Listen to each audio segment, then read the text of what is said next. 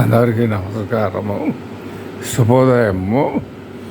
నేను 2 రోజుల కింద హైదరాబాద్ నుంచి ప్రైవేట్ ట్రావెల్స్లో ఆన్లైన్ టికెట్ బుక్ చేసుకొని రహమతాబాద్ వెళ్ళాను.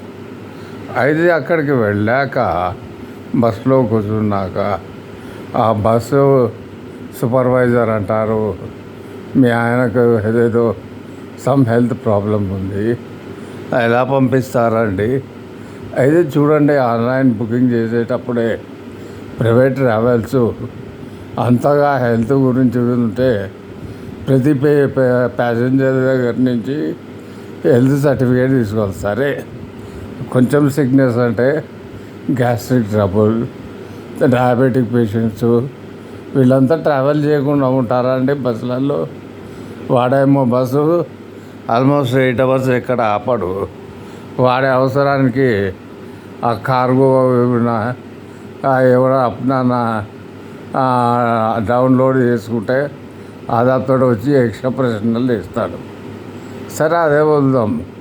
ఇప్పుడు ట్రావెలింగ్లో కొంచెం అంటే ఇవాళ రేపు బయట ట్రావెల్ చేస్తే ఎట్లయినా కొంచెము ఈ వాటర్ కంటామినేషన్ కొంచెం మొదట ఏముండదు, కూర్చున్న తర్వాత స్టార్ట్ అవుతుంది. అది పెట్టుకొని ఇంటి వాళ్ళకు ఫోన్ చేసి అది సంతకాలు చేయండి, ఇలా ఉంది, మీరు ఎలా పంపిస్తారు, ఇంట్లోంచి వదిలేసారా, అది ఇది ప్రశ్నలు ఇస్తారు. మరి ఈ ప్రైవేట్ ట్రావెల్స్ ఇంత ఖరీదైన బస్సులు ఎందుకు నడిపిస్తారు? సరే, మీరు అంత పర్టికులర్ అయినప్పుడు you take a health certificate from A doctor, ఇంత డిస్టెన్స్ ఇంత ఉంటుంది, డైరెక్ట్గా వచ్చి మాట్లాడి పేషెంట్ని చూపించి బోర్డు అయ్యేటట్టు చేసుకోవాలి. ఒకసారి మీకు విషయం చెప్తా. వెళ్ళేటప్పుడు చాలాసేపు ఎక్కడ ఆపలేదు, ఎక్కడ ఆపరు. ఇప్పుడు కనీసం ఆర్టీసీ బస్సులు అయితే వాళ్ళు ఎక్కడో 1 hour 2 hours కోసం ఆపి సర్వీస్ ఇస్తారు. సరే, ఇక ట్రైన్స్ అంటారు, ట్రైన్స్లో టాయిలెట్లు ఉంటాయి.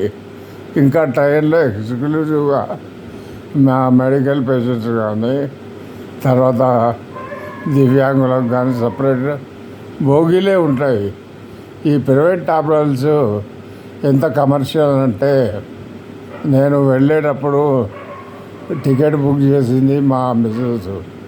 ఆ టికెట్ మీద ఉండేది మా మిస్సెస్ నెంబరు, పేరేమో నాది ఉంటుంది. ఇక్కడి నుంచి రహమతాబాద్ బుక్ చేస్తే కావలి చేరుకున్నాక కావలి వరకే టికెట్ బుక్ చేశారు అని అంటారు. నేనన్నా, అయ్యా బుక్ చేసినప్పుడు నేనే ఉన్నా, పేరు నాది, అమౌంట్ పంపించింది మా వైఫ్ నెంబర్తో స్క్రీన్ షాట్ ఉంది. లేదండి, మాకు పేమెంట్ రాలేదు, అభి బస్సు మాకు కాంట్రాక్ట్లో ఉండి ఆయన పంపించాడు కదా. మరి ఆ విషయం అభి బస్సు వాళ్ళు మీ గురించి సర్వీస్ చేస్తారు కదా. ఇది మీలాగా చాలామంది ట్రావెల్స్ ఉంటాయి, ఆయనకు ఫోన్ చేసి కనుక్కోండి. సరే, ఇది పోయేటప్పుడు ఎపిసోడ్. రిటర్న్లో వచ్చేటప్పుడు మైదుకూరు నుంచి హైదరాబాద్కు బుక్ చేశాం ఆన్లైన్లోనే. ఆ సీటు ఎంత దరిద్రంగా ఉందంటే లాస్ట్లో ఉంది. కనీసము ఎలా అంటే ట్రైన్స్లో కూడా అట్లా ఉండదు, స్లీపర్ క్లాస్ లాగా ఒక రెగ్జిన్ సీట్ మీద ఒక సింగిల్ పుర ఏసీ. నేను కొంచెం నాకు స్టమక్ అప్సెట్, ఎందుకంటే బయట టాయిలెట్లు యూజ్ చేయాలంటే ఒక్కోసారి భయం అనిపిస్తుంది, కొంచెం గ్యాస్ట్రిక్ ట్రబుల్ లాగా ఉంటే. సరే, అక్కడ నేనేవో ఫ్రూట్స్ కొనుక్కుంటే ఒక ఫ్రూట్స్ వెండారు, సార్ మా బస్సు వస్తే నేను బస్సు ఎక్కిస్తాను, నాకేం డబ్బులేం వస్తుంది లేదు, ఏంటంటే కొంచెం ఏజ్డ్ ఉన్నారు కదా, 55, 56 లేదంటే 58 వచ్చి ఎక్కించినాక ఇది కమర్షియల్గా చూడటమే ఇందో ఈ యంగ్స్టర్ అంటాడు, ఏమో మంత్ని కేవలం వదిలేసారా, వచ్చాడు ఏదో స్టమక్ అప్సెంట్ అంటున్నాడు, పక్క ప్యాసింజర్లకి ఇబ్బంది కలుగుతుందని అన్నారు, సంతకాలు చేయండి, ఈ పొజిషన్ చూస్తే పొద్దుటి వరకు ట్రావెల్ చేయగలరా, అది ఇది అని అర్ధరాత్రి 12 గంటల వరకు సతాయించినారంట. నా అడ్వైజ్ ఏంటంటే ఎవరన్నా కానీ ప్రైవేట్ ట్రావెల్స్ ఇటువంటి టైప్ ఆఫ్ ప్రాబ్లమ్స్ ఫేస్ చేస్తారని సస్పెక్ట్ చేస్తే మీరు ఎవరైతే ట్రావెల్ చేస్తున్నారో ఆ పర్సన్ యొక్క హెల్త్ సర్టిఫికెట్ ఫిజికల్గా వెరిఫై చేసుకొని ఆ తర్వాత బుకింగ్ చేసుకోండి. ఈ విధంగా ఒకసారి ఆన్లైన్ బుకింగ్ చేసుకున్నాక కూర్చున్నాక ఈ విషయాన్ని ఫ్యామిలీ మెంబర్ ఎస్పెషల్ లేడీస్కు ఏదో స్టోరీ చెప్పి ఇది చేస్తే మేము కూడా యూట్యూబ్లో చెప్తాం. ఇంకా ఇది ఒకటి, నేను నెల్లూరు పాలెం నుంచి 7 సీటర్ ఆటో బద్వేల్ దాకా వాడిని అడుగుతాను నేను, ఏం బాబు వస్తావా అని, వద్దు నాకు వేరే ప్యాసింజర్ రాదు. సరే ఓకే ఒప్పుకుందాము.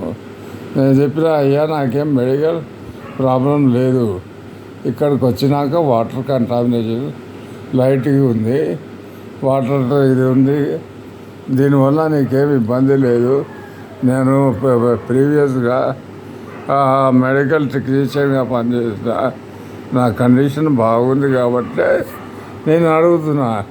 అంతగా అయితే నాకు మరీ అలా ఉంటే ఇక్కడ మా బాబాయ్ ఉంటాడు, ఆత్మకూరుకి వెళ్ళి రెస్ట్ తీసుకొని వెళ్తాను. వాడు నమ్మలేదు, గంట సేపు నన్ను ఆడుకొని మామూలుగా రెగ్యులర్గా 300 తీసుకునే దగ్గర 1000 రూపాయలు అడిగితే 1000 రూపాయలు నెల్లూరు పాలెం నుంచి బద్వేలుకి ఇచ్చాను. కాకపోతే సలబడ్డాడు, ఇక్కడికి వచ్చి బస్ స్టాండ్ దాకా వదిలేశాడు. అయితే నాకు బద్వేలు బస్ స్టాండ్ నచ్చక మళ్ళీ మైదుకూరుకి వచ్చాను. మైదుకూరు నుంచి ఇంకొక ప్రైవేట్ ట్రావెల్ బుక్ చేశాను. వాడు బస్సు ఎక్కినప్పుడు ఎవరైతే వచ్చి సీటు మామూలుగా జనరల్గా ఎవరైనా హెల్ప్ చేయాలనుకుంటే వచ్చి బ్యాగు పెద్ద లగేజ్ కూడా కాదు, అది తీసుకొచ్చి పెట్టినాక దాదాపు ఆర్లగడ్డ నెల్లు నంద్యాల దాంట్లో నుంచి మా వైఫ్కి ఒకటే ఫోన్ అంటవాడు. నేను ఎందుకంటే ఈ ప్రైవేట్ ట్రావెల్స్ నేను చెప్పదలుచుకోలేదు. కాకపోతే నువ్వు బుకింగ్ తీసుకున్నాక బోర్డింగ్ అయ్యేటప్పుడు వద్దు సార్, మీ డబ్బులు నాకు రిటర్న్ చేస్తాను, మీరు వేరే దాంట్లో వెళ్ళండి అని చెప్పొచ్చు కదా. ఎక్కి కూర్చున్నాక అర్ధరాత్రి 12 గంటలకు సంతకాలు పంపించాలా, మీ ఆయన ఫోటోలు పంపిస్తున్నాము పెడితే మానసికంగా ఎవరైతే టికెట్ బుక్ చేస్తారో వాళ్ళకి ఇబ్బంది కలుగుతుందా లేదా? భారతదేశంలో నేను రిక్వెస్ట్ చేసే private travel buses especially Telangana, Andhra వీళ్ళకు ఏంటంటే ఏదో ఒక సాకు చెప్తారు, ఇది చేస్తారు. లిటరల్గా నేను కూర్చున్న ప్యాసింజర్ పక్కన వాడికి నచ్చలేదేమో, ఈ పెద్ద ఆయనకి ఎందుకు ఇచ్చావా టికెట్ అని. నేను పెద్ద ఆయన ఏం కాదు, నా ఏజ్ 58 ఇయర్స్. యూరోప్లో నా ఏజ్కు అథ్లెట్స్ ఉన్నారు, ఎందుకంటే ఇది చేస్తారు. వాటికొసేపు అక్కడి నుంచి వెళ్ళిపోయాడు. సరే ఇదంతా ఈ ఎపిసోడ్ వదిలిపెడితే నేను 9:30కు బోటింగ్ అయ్యేటప్పుడు ఈ కండిషన్ చూసి ఫ్లైట్ డ్రైవర్, ఈ బస్సు డ్రైవరు, తర్వాత ఈ సూపర్వైజర్ డ్రైవర్ అంటారట మా వైఫ్తో, ఏం కంప్లీట్గా వదిలేసినారా, ఎందుకు అట్లా వదిలినారు అని. సరే నీకు అంత భయం ఉంటే నేను బస్సు ఎక్కేటప్పుడే ఆపేసి నా డబ్బులు నాకు ఇచ్చేస్తే ట్యాక్సీ బుక్ చేసుకుంటానో, కారు బుక్ చేసుకుంటానో, నెక్స్ట్ ఏదైతే మా వైఫ్ చేయగలరో, లేకపోతే మాకు నెక్స్ట్ ప్లేస్లో మా బంధువులు ఉన్నారు, ఫోన్ చేస్తే వాళ్ళు మా పర్సనల్ కార్లు ఏమన్నా తీసుకొస్తారు. ఈ విధంగా ప్రైవేట్ ట్రావెల్స్ ఫ్యామిలీ మెంబర్స్ని టార్చర్ పెట్టడం బాగలేదు. అది ఏ ట్రావెల్ అయినా కానీ బోర్డింగ్ అయ్యాక వాళ్ళు క్లియర్గా పేషెంట్ ఏదైనా చిన్న కడుపు నొప్పి ఉందా, షుగర్ పేషెంటా, బీపీ పేషెంటా, ఈ పేషెంటా, హెల్త్ సర్టిఫికేట్ ఇస్తే మేము టికెట్ చేసుకుంటామని చెప్పాలి. కాకపోతే వన్స్ ఆన్లైన్ బుక్ చేసుకున్న తర్వాత అక్కడికి పోయినాక అర్ధరాత్రి 12 నుంచి తెల్లవారుజామున 2 గంటల వరకు ఇన్నిసార్లు ఫోన్లా. ఏ మనుషులండి? ఎందుకు నీకు ధైర్యం లేకపోతే ప్రైవేట్ ట్రావెల్స్ ఎందుకు రన్ చేస్తావు? సైలెంట్గా కూర్చో. పోనీ బోర్డు అయినావు, నువ్వు హైవేలో పోతుంటే ఎక్కడో ఒక చోట చిన్న డాక్టర్ దొరకరా, అక్కడ ఆపి ఆ డాక్టర్ బస్సులో ఒకరు వచ్చి మెడికల్ ట్రీట్మెంట్కు బిల్లు ఎంత అయితే అంత బుక్ చేసిన వాళ్ళే తీసుకోవచ్చు కదా. లేదు, వాడు మరీ సిక్ అయితే అదే నర్సింగ్ హోమ్లో జాయిన్ చేసి ఫ్యామిలీ మెంబర్స్కి చేయొచ్చు కదా. తెలివితేటలు ఉండవు కానీ డబ్బులు కావాలా? అరే మీకు అంత యూరప్ లెవెల్ మీరు ఆలోచిస్తే మీరు ఈ కమర్షియల్ బస్సెస్ ప్రైవేట్ ట్రావెల్స్ నడపనలేరు. గొప్పగా చెప్పుకుంటారు వోల్వో బస్ 2+1 స్లీపర్స్ కుషన్ ఉంది. నేను వచ్చేటప్పుడు ఆ ట్రావెల్ నెంబర్ పేరు చెప్పాను, దరిద్రంగా ఉంది. హాస్పిటల్లో కూడా ఉండదు. ఒక రగ్జిన్ సీట్ మీద ఒక సింగిల్ పొర, ఆ దిండు లేదు సరిగా, తర్వాత దుప్పటే వేయలేదు. నన్ను బ్లేమ్ చేస్తారు వాడు. పోనీ నేనేమన్నా నేను రాత్రి ముందే చెప్పిన, నేను డయాబెటిక్ కాదు, తర్వాత షుగర్ బీపీ పేషెంట్ కాదు, నీకు అంతగా మెడికల్ ఇవి కావాలంటే మా వైఫ్ అక్కడి నుంచి పంపిస్తుంది. కాకపోతే ఇది దాదాపు 500 కిలోమీటర్స్ ట్రావెల్ చేసిన, మళ్ళీ రిటర్న్లా 200 కిలోమీటర్స్ ఇక్కడికి వచ్చిన. ఒక పర్సన్ నార్మల్గా డైలీ 500 కిలోమీటర్స్ కంటే ఎక్కువ ట్రావెల్ చేయలేడు. ఎంత నార్మల్ పర్సన్ అయినా. ప్లస్ ఇంకోటి, మన ఇండియాలో బస్ స్టేషన్స్లో కానీ, తర్వాత ఇక్కడ ఈ వాష్రూమ్స్ నీట్గా ఉంటాయా? వెస్ట్రన్ స్టైల్ ఉంటే ఇండియన్ స్టైల్ ఉండవు, ఇండియన్ స్టైల్ ఉంటే వెస్ట్రన్ స్టైల్ ఉండవు. అందరూ నార్మల్గా ఇప్పుడు అలవాటు ఉంటుంది. కొంతమందికి హైదరాబాద్ సిటీలో ఉన్న వరకు వెస్ట్రన్ స్టైల్ అట్లా ఇవి వాష్రూమ్స్ యూజ్ చేస్తారు. అక్కడికి పోతే వాడికి ప్రాబ్లం, స్టమక్ అప్సెట్ ఉంటే కావాలి. మరి సరే అయితే వచ్చాడు.